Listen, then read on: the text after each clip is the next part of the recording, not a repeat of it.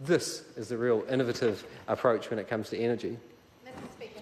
I call Tracey Martin. Kia ora, Mr. Speaker. I rise on behalf of my colleague Fletcher Tabato to speak on the Energy Innovation, Electric Vehicles and Other Matters Amendment Bill. And I agree with my colleague Gareth Hughes. There's nothing innovative about this bill. Can I just ask, hands up all those who own an electric vehicle inside the House?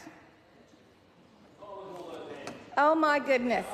So, hands up all those, put hands down now, hands up all those who own an electric vehicle under $20,000.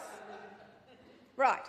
Now, hands up all those that were on the select committee that owned an electric vehicle. Oh, nobody. Rightio. And where it's going, Ms Deans, is where it's going is, let's get real about the changes inside this bill. So the opportunity to travel in a bus lane, which actually this bill doesn't do, what it does is it gives the council an opportunity to have an argument with the owners of electric vehicles about their ability to travel in bus lanes. That's the first thing. And it will have to be repealed or phased out within a 5-year period based upon the numbers of electric vehicles that are coming. So ultimately, it's completely useless. What electric vehicle owners actually want is more charging stations. What electric vehicle owners, the biggest barrier to people buying electric vehicles is, one, access to second-hand vehicles so they're under $20,000. Secondly, is distance anxiety. It means, can I get from there to there, and can I recharge my vehicle to go from there to there? Now, the North is quite well served, and thank you, Vector and chargenet.co.nz. Thank you very much. But if you go south from Auckland, you can't go very far. There's no bus lanes in rural New Zealand, and rural New Zealand cannot participate and cannot take advantage of the lower cost to running an electric vehicle, because the ability to charge it up and the amount that it costs to charge up your vehicle is so much less than a petrol-driven vehicle. Now, a bus lane will make no difference to anybody in Northland, but Northland has got the most charging stations. But Northland is also some of our most poor inside New Zealand. So what did this government decide to do in this bill that says any energy innovation, electric vehicles and other matters? They decided to let urban dwellers drive in a bus lane only if their council or regulatory body decides that they can do so, and they're not going to do so. Auckland has already indicated that it is highly unlikely that it is going to allow electric vehicles in the bus lanes. So ultimately, the government's done nothing.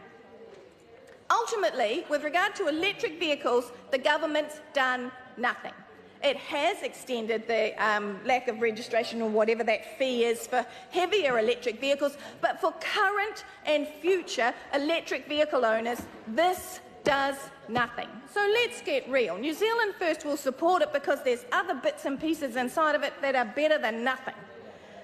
But this is not a bill for electric vehicles. There's absolutely no mention, no innovation with regard to, say, Tesla roofing tiles, Tesla solar roofing tiles. No capacity to expand inside that piece of inside of the industry or whatever. There's no capacity to expand the charging network because the government will support it to happen. There's no capacity to expand and encourage people to purchase electric vehicles. There's no capacity to actually say, what are we going to do with the electric vehicle batteries once they, and I'll use a bit of EV speak, once they get down to 10 bar or 5 bar. Now, what that means is the recharging capacity of the battery that is underneath the car. In other nations, they can take it off and place it on the wall of their wash house or whatever, and they can use solar power to recharge that battery at lower capacity and then run their houses. Where is that innovation? It doesn't exist inside this bill, and it obviously doesn't exist inside this government. So again, on behalf of my colleague Fletcher Tabato, I take a call to say that New Zealand First will support the bill because it's better than nothing. But the word innovation should be removed from the title. And probably when we get to Select Committee, we might just suggest that. And also, somewhere along the line, electric vehicles should probably be removed from the title because it does nothing, Mr Bridges. It does nothing. It's another piece of spin by the government to suggest to the New Zealand public that they've actually taken this issue seriously. And they haven't done a thing.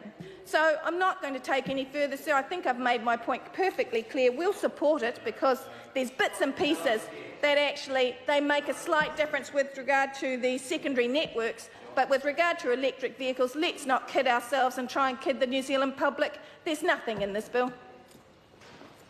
Mr Speaker. I call Simon O'Connor. A little bit concerned about that.